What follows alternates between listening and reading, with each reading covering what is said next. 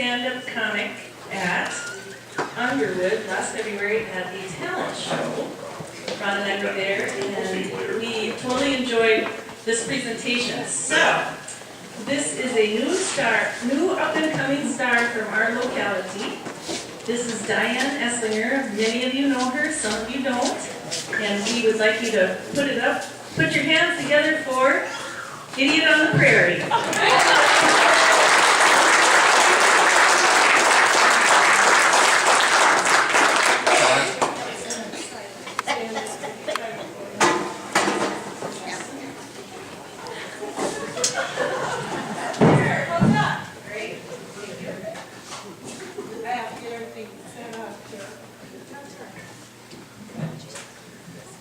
Kleenex, that time of year, in case I get my chapstick. Okay. For those of you who don't know me, my name is Diane. I'm married to Ellen Eslinger in Fall Harbor. Can you guys hear me in the back? Okay. If you get where you can't hear me because I tend to talk to my hands and then all of a sudden I'm like this, raise a hand, would you, Jason? Sure. Okay. Anyway, so when we were dating, one of the most romantic things he said to me was, Diane, you're like a book. I never know what's going to be on the next page. I was like, woo, woo, you know. So yeah, I knew he was a dairy farmer, but you're in that Cinderella mode. You kind of don't realize what you're really getting into. And when he took me to the Dairy Expo for our honeymoon, I should have known, because it was a tax write-off.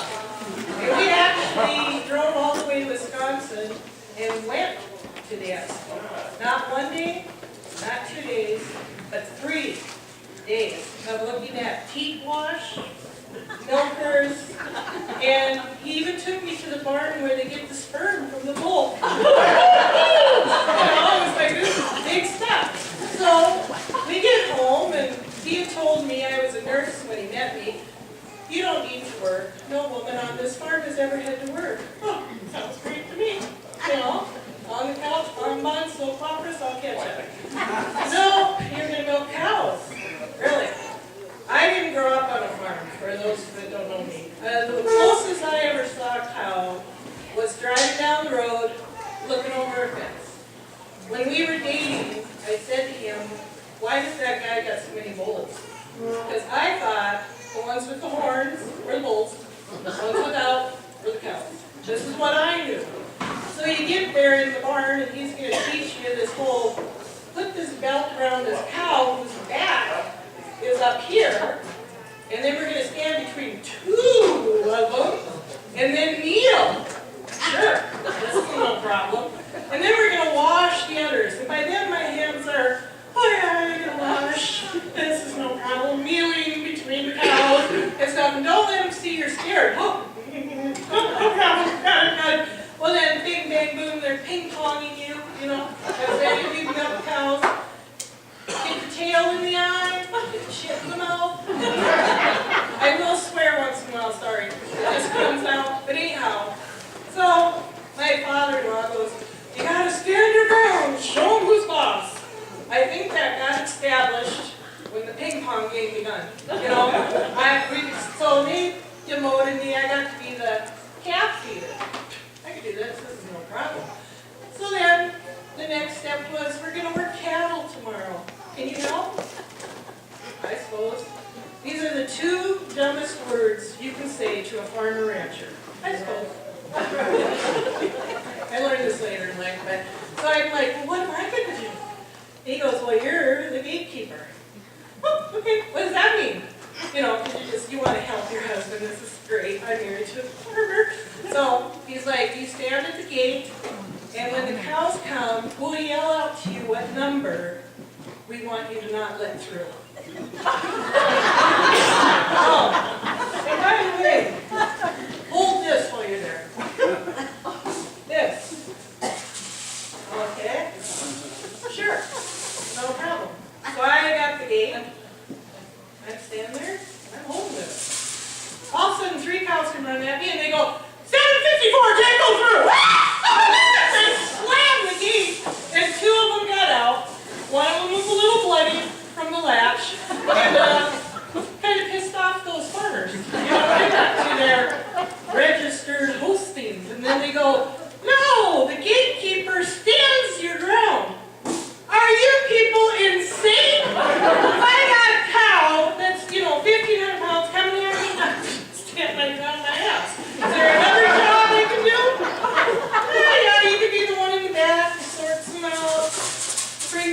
shoot, we'll put them in a head gate. All right, that works. And once again, we'll tell you what number to weed out. Okay, I can do that. Well, then they put you in this little pen with like 40-some cows, and then tell you to get the one in the corner. We want that one. All right, so I stand there, and they go, hey, yeah, I want you. No, get in there and get her. Okay, come on, cows, move, move, move, move, move, move, move, move. You know, and I don't get in the corner. I'll let them all looking at me. Holy shit. Now get that one to us. Okay. Come on, see. Up the chute. Up the chute. You know. No problemo till you're almost to the head gate. And I'm like, this is the stupidest thing I've ever seen. So then they decide they gotta back up, they smack you, they shit on you. And then they kick you. And those of you who have been kicked by a cow in the shin, not pretty. Not pretty. Then it came to me. I know what this is for. Listen, you cows! You're gonna get in that stupid that and wow, he was proud of me. I'm now a cattle woman. And I figured out how this all works. And then when we were working cows, I'm doing my thing and I'm getting them through, and then Alan goes, no! So you turn around, and here comes this cow at me. He wasn't happy. And you're like this, next thing I know, he pushes me out of the way. I'm on the ground, and this cow hits him and smashes my husband against the corral. I tear up. You do love me. You do love me. I always wondered. You know, and then he goes, I should have yelled, it's going to hurt. No, I come, you know, push out. So cattle, me, didn't go well. Not at all, you know. So they were like, you know what? I know cows are part of the deal, but suddenly when you're married to a farmer, you're responsible for all the animals, no matter what the size. If a bird hits a window, Mom, fix this. Sure. Yeah, cat has this, remember, fix this. Sure, why not? So one time I'm doing dishes, and my little 3.5-year-old is yelling through the screen door, Mom, I need a Band-Aid! And then, of course, you know, being the nurse, she jumped into action. I'll get my first aid kit. What's wrong? And here she's got this bloody snake. Oh my gosh! It's screaming from the inside. Put the window down. Whoa! Like, whoa, Sarah. And she goes, Mom, you gotta fix it.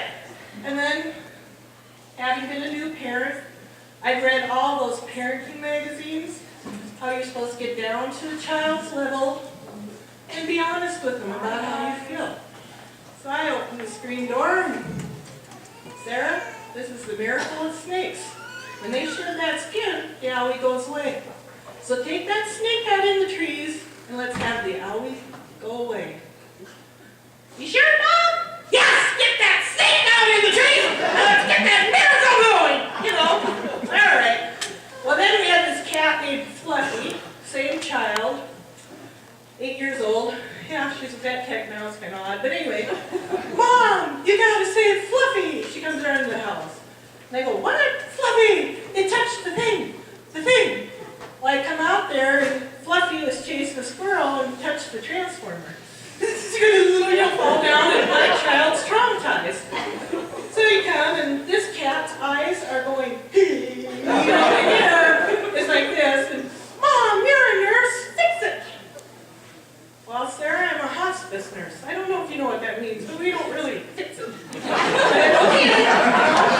I'll try this. So you get this cat, you put it in a box, you bring it in the house, you tell the kids, okay, let's just let it rest.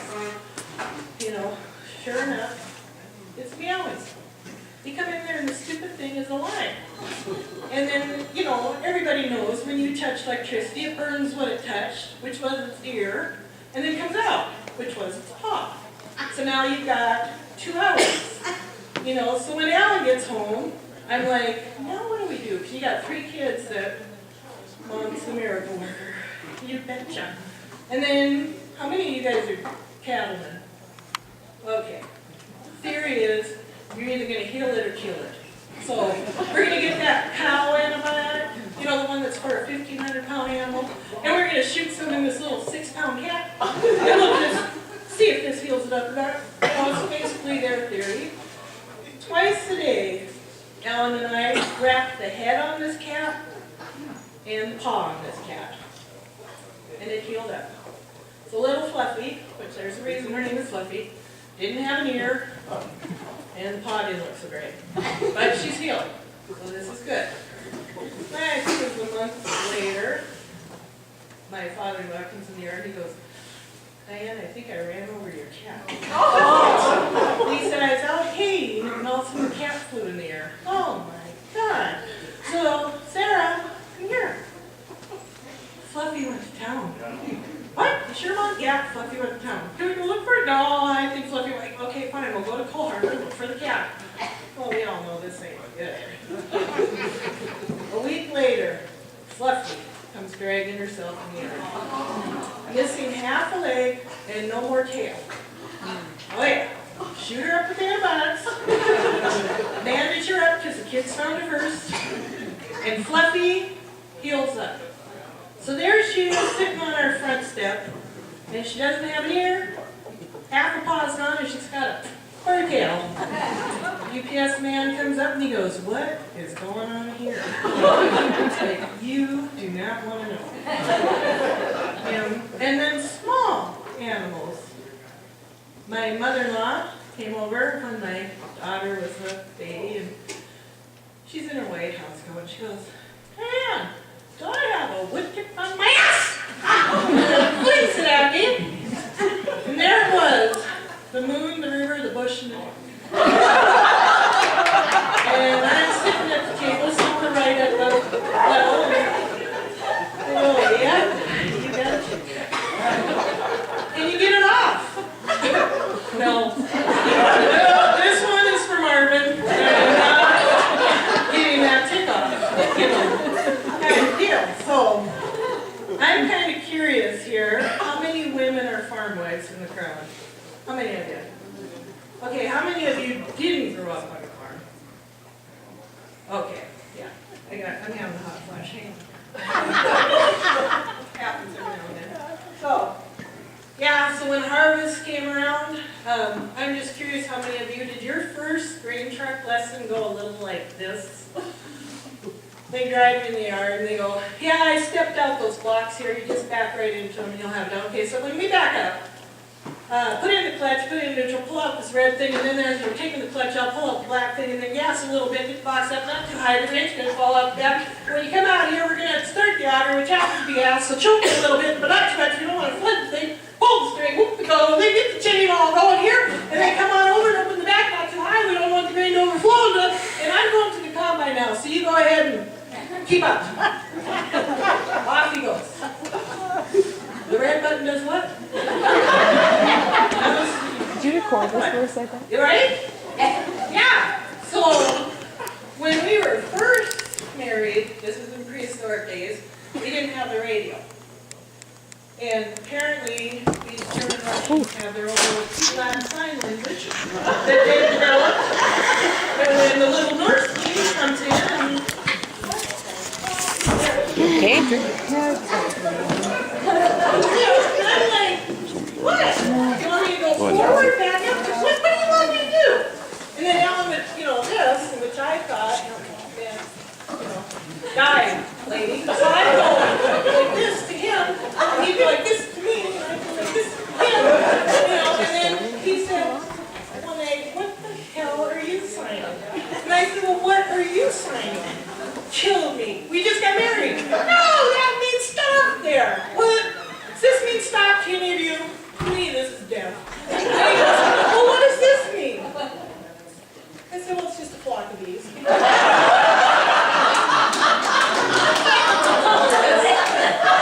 serious. Just thought I'd return the little symbols back to you. So, anyway, I got to be the truck hauler because when he asked, I said, I suppose. Young woman. But we were up at some rented land, and Marvin, my father-in-law, had this habit of stomping grain in every corner of that truck. We are going to fill every inch of it, and then you can go dump it. Which this is like a 70-some thing. So I get in the yard and I get backed up, 15 tries, I'm finally there. Those log bricks are just stupid as far as I'm concerned and stuff. And then your red button, black thing, and it go, boom, boom. It was too heavy. I couldn't get the stupid box up. Fine. So I come around the trees, and this is pre-radio again. So Marvin's coming along with the combine, and I wave. Marvin waves. All right, one more. So here comes the hubby.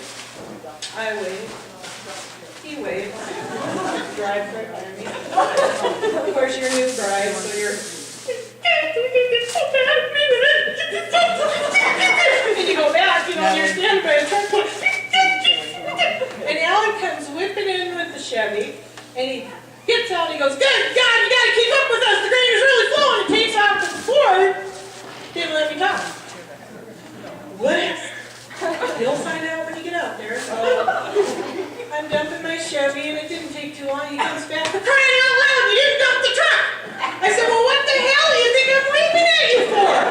You know, I didn't know that pig Latin for I can't get it down, you know, deal. And then they had this thing where they flashlights me, so I'm floating on out. We film it. So he's flashing lights one night, and I'm coming, and then he starts flashing faster, and I'm like, "I'm coming." Then he's flashing faster, so I'm like, "Oh, great then! We'll just cruise right across the field." Get out there, and he comes jumping out of the combine, and he goes, "You left the box up!" Well, what the heck? I did. And he goes, "Couldn't you feel it bouncing?" What the hell? I'm driving over stubble. Of course it's bouncing. You know, what do people want from me? So, yeah, then they had this thing about parking I never understood. Either going to be parallel with the field in a line, or we're going to be diagonal, a little side by side, but not really together. And the flavor this one day was diagonal, but back to back. This is something new with it. No problem. So I have my 18-month-old with me, and we go out there, and I get in front, I back up, I hear a crunch. Ooh, that can't be good. I come out, and that red Ford, the hood, is so high up you can't see the windshield. I gotta go like this. Okay, so I'm gonna, when I see Marvin coming with a comment, I'll just kind of like roll on up there and greet him. Why, why wait for this? So I get up there, he looks me up, pats the corners, and then he goes, "Okay, go ahead and take it to town." I'm out of here. No problem. So I get into town, and then I'm telling the other guys, "Go ahead, dump your load." That's right. You go ahead too, I'm not in a hurry. No, you can, no problem, take your truck. Well then finally one of the older guys comes up to me and he goes, "Diane, you don't let people cut you in line." "Oh yeah, when you backed into the other truck you do." Of course he thinks this is funny, and I'm So I finally think, they've had enough time now. All that cuss and stomp and dirt kicking should be over. Now, come on back. So I come on back, and Marvin fills my Chevy, and then he goes, "Go ahead, take Ford into town." Does it run? What do you mean, does it run? Then he goes like this. I only swear so much, so it was, And he jumps in the Chevy and takes off, and I'm holding my little 18-month-old. He goes, "Get the mail?" Just a little. I don't know why, but he is. Yeah. And then I don't know what it is with you Farmer Browns either, but if they buy something new, you'd swear it's a diamond. We're going to polish that baby every day and hide it from the neighbors for a while so they don't know we got it, because we don't want to show off. And so one time the farm and ranch guys come in, and "Where do you want your auger?" "What auger?" "Well then, man, you guys have this little thing going," and they, "What auger?" Because I couldn't get flooring this year, so what auger? You know what I'm saying? So once again, I'm dumping grain, and Marvin has packed corners in my Ford. And this time I was dumping, I don't know if any of you guys know where we live, but our bins are along 83 and alternate 200. So I get the Ford backed up and I can't get the stupid box up again. So I call, this time we're modern, we have radios now, you know, we can talk all we want. So, and hey, you guys, I can't get the box up. Well, just put it in neutral, rev it up, get the box up, put it back in gear, shut it off, and it'll be good. It'll stay up. And so I do this, and you know, but now I'm a pro. I know exactly how to start the auger, and yada yada. So I'm doing my thing, and then, you know, those of you who haul grain, you know, you just reach in and start it because you're going to get the box up somewhere. Well, I forgot it's in gear. Boom, I'm on the ground, and the wheel almost goes over my foot, and grain kind of went everywhere. By the time, you know, I reacted, got up and got this box back down, it's everywhere. So, and I don't know how many of you know Diane Eslinger or know him, but you don't ever leave a grain on the ground, ever. You shovel it, you rake it, you spoon it, and you pick it. Because when we move this auger, nobody's gonna know we had grain there. All right? So, you know, it's kind of that hormonal life. I'm shoveling and I'm raking and spooning and picking, and then people on their way to the lake with their boats are driving by. Hey, Diane, swallow grain! Hey, I know! You know, don't swing it and help me. So I get everything all cleaned up, and I'm like, now how do I get a hold of Ellen? Because, yeah, we've got radios, but everybody hears you. So I get on there and go, hey, Ellen, want to come over to the bin site? Nope, don't know why I would. Oh, okay. Hey, Ellen, why don't you just come over to the bin site? Well, Marvin gets on there. What's wrong? Oh, shit. You know how you guys told me to put it, and you gotta start crying so that, you know, they don't yell at you as much if you do this.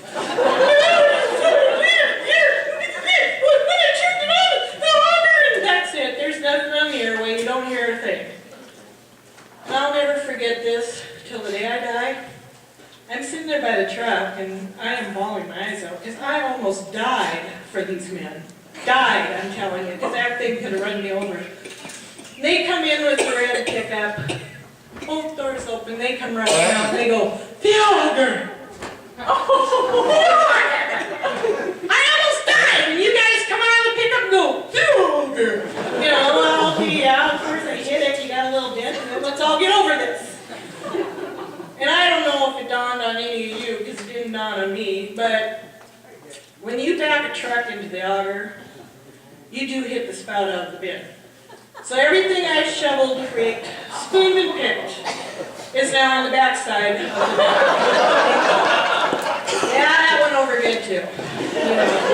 So I said to him that day, that's it, I'm done. I quit. I can have a real job. I am a nurse. So I walked off, you know, being mature and all that stuff. And I get home, and I call in the paper, home health. Yeah, that sounds easy. So, yeah, still hire me. And I called a friend of mine, oh yeah, she'll do daycare. So when he got home that night, I went, I have a job. Oh yeah, with who? Home health. What are they paying? I don't know. Didn't ask him. But I also do daycare. How much is she charging? I have no clue. I have a job. You get what I'm saying to me? I have a job. You know, so kind of like gas the details there. And when I told my son, so this following story has nothing to do with anything, that I was doing this, he said, but you gotta tell him this story. So I will. But my mom, when growing up, worked as a CNA in a nursing home. And when I was 16, she thought I had attitude.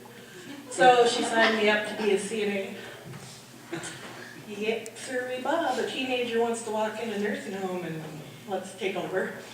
So, and this was back when they had wards. I don't know, some of you are so young, you probably don't remember this, but you'd have like 4 people in a room and stuff. So I got orientated, I know what I'm doing now.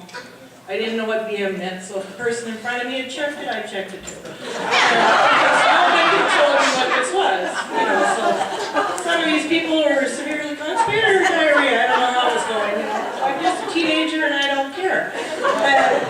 I go in this ward and I wake up the first lady, and all she did was trach. This is it. The hand and the trach. All right. So I wake up the second lady, and all she does is, you smoke? Got a cigarette? You smoke? Got a cigarette? Track. Do you smoke? Got a cigarette? Oh, this is going great. Then I wake up the third one, and she would go, you're a young one, work for me. You're a young one, work for me. What? Track. Do you smoke? Got a cigarette? Do you smoke? Got a cigarette? You know? Well, my dad told me that one gal, apparently rumors were in the day that she ran a brothel. The one that thought I was young and could work for her. I didn't know what that meant, you know, but I took it as a compliment. But anyway, so then he woke up the fourth one, and she'd go, how's Mrs. Nelson? And we were told to say she died 30 years ago. Oh, that's a shame. How's Mrs. Nelson? She died 30 years ago. Track. Do you smoke? Got a cigarette? You're a young one, work for me. You're a young one. You know, you got out of that, you went, I know what I want to be the rest of my life. I want to be a nurse. They're sitting at the desk, they ain't doing the damn thing, I'm going to be a nurse.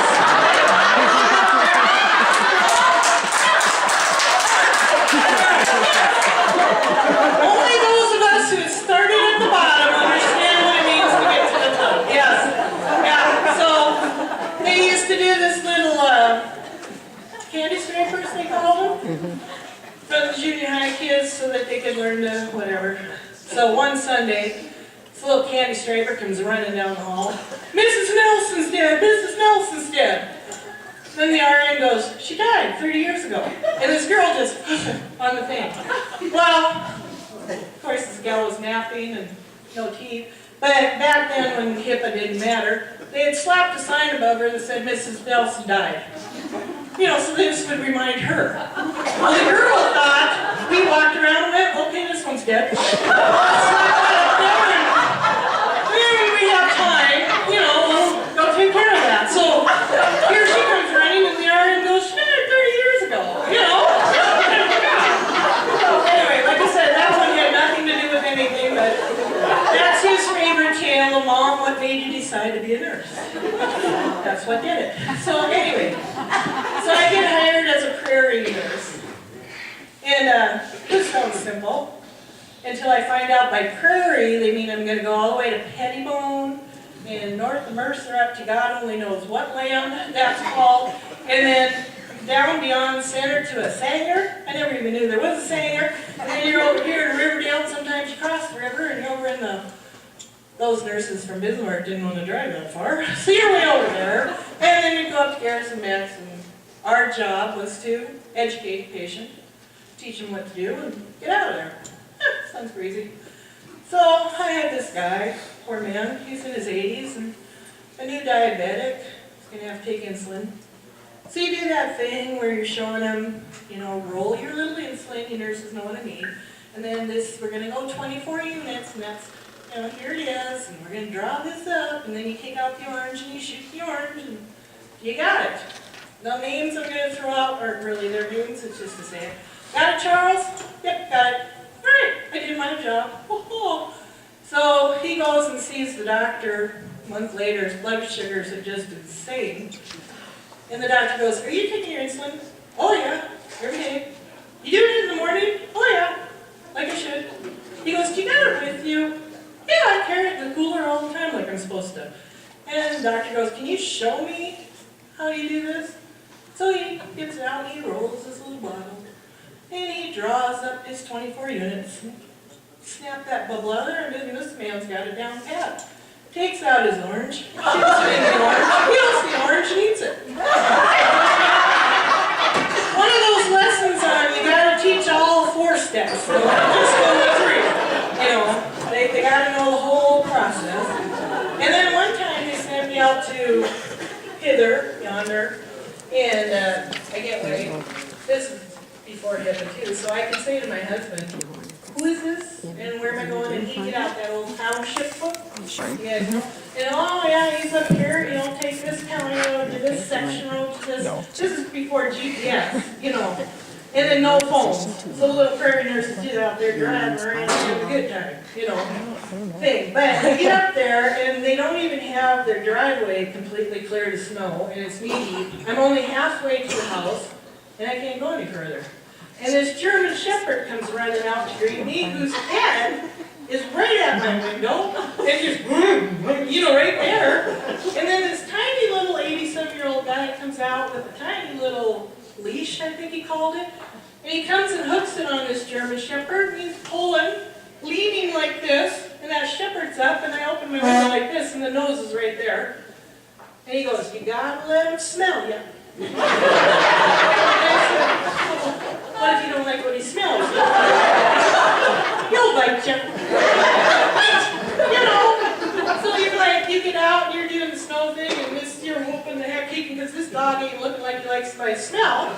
And I get up in the house and I do my whole educated thing, and yada yada, and I look out, and my little 88 LeSabre is just walking to beat the band.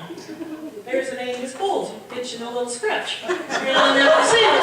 And it's just going. You know, and I go, "Oh my God, your bull is out." "Oh no, that's Gus, he's a pet, he can do whatever he wants." God, I have to get from this house to that car with this German Shepherd and that bull. This is what prairie nursing is? Are you people insane? You know, because I had always been that hospital nurse where everything's done right. So, I also had, like, one time when my husband's telling me the whole county road thing and what to take, you know, go ahead and take County Road 14 south, and we just had 3.5 inches of rain, no big deal. I get on that road, and I have never seen anything so slick in my life. And it's a downhill going to the river bottom trip. And a couple times I was sideways, then I got straight, then I was sideways, and then I got straight. And I pulled in this guy's yard, and it was like that Chevy truck commercial. My wiper's going, the mud is dropping. He comes out and he goes, "Took County Road 14, didn't you?" "Yeah." "Oh, they're resurfing it. Not good when it rains." That would explain it. "Yes." "Okay, then you come home, you stupid idiot. I should have taken, you know, this, and this." Well, I had one patient, not everything was pretty. That's an understatement. But anyway, I got there, and there's a smell before you get in the house. And then when you open the door, there's cats under the table, on the table, up on the cupboard, everywhere. And we were always told you could not put your nursing bag in a non-sterile situation because you cannot drag this bag into another home. So you get in the door and you just smile. Wish you had your Vicks in your nose. You know, had to do that a few times. And thought, well, I'm just going to go over there to that recliner. You carried newspapers because we were supposed to lay them out, put our nursing bag on them. So I lay my newspaper out. I put my coat on the recliner and I set my bag on there. So I'm doing my stuff, and it was a day like today, where it's 15 below with a 40-some wind chill. I do my thing, I'm all done, they come and tell them I gotta go. I put my coat on, stick my arm in, and it is warm and mushy in my sleeve. I pull my arm out of the coat, a cat had shit in it. I'm standing there like this, and the old man goes, "Oh, that black bastard, he shits wherever he wants." Okay. Then you're like, "Do you guys have a rag?" "Well, I don't know what it is about elderly people, but we'll take one towel and rip it into 32 pieces and we call this rag." They hand you this, and then you go to the bathroom, and the water's dripping. And you're trying to do this, and all this stuff, and I come out, and I throw my coat in the car. Not even 20 yards away, it smelled so bad that car couldn't take it. So I got out, threw my coat in the trunk, and then you call the next patient. "I'm gonna be a little late," you know, when I come home, and Alan's like, "I thought you were gonna be gone all day." And I go like this to him. He goes, "Oh my God, where were you?" You know, this is my home health living. This is, you know, this is me getting away from cows. Anyway, yeah. So some of you may wonder what's with this outfit. Well, that day when that cow about attacked me, dawned on me. If we're all dressed in brown Carhartts, they don't know the difference. Now you dress like this, and you're the gatekeeper. They start coming your way. All I gotta do is go, "Ha!" They're scattered like flies. It's like nobody's attacking that woman when you're dressed like that, you know. Plus, you do want to look a little woo-hoo for the husband, you know, and get real scuzzy-duzzy. But as a young nurse, for some reason, constipated people were magnets to me. Just gonna say it. So prior to meeting Ellen, they told me to do nursing stuff. For those of you who are queasy, just get over it, okay? There's nurses here. But had this guy, I'll just call him Lawrence. He's in the hospital, severely constipated. We've done the soap stuff with the enemas, we've done the flakes, we've done the pills. And one day the nurses decided they were going on break and then left me up there. No problem, I'm a pro. And Lawrence turns his light on and I come in and I gotta go to the bathroom. Alright, we just get him in there. He's down this far and it all comes shooting out. Hits the wall, comes back. Yeah, we're standing there. He sits down and I go, Lawrence, why don't you just stay there a little bit, see if you got any more in there, and I'll be right back. And I shut the door and I go over to his phone and I dial the switchboard. Switchboard, can I help you? Yeah, could you page Dr. Brown to room 436? Then you can hear over the intercom, Dr. Brown, room 436, Dr. Brown, room 436. The nurses around the break going, we don't have a Dr. Brown. Room 436. Oh my God, Lawrence must have went, you know. And they all come running up. So we neural nurses did this a few times and all of a sudden the switchboard calls us. You can't keep paging Dr. Brown, there isn't one. Oh shoot, that worked so good. You know? So during that whole home health instruction stuff, had another constipated lady, like I said, they were like magnets to me. And the doctor ordered suppositories.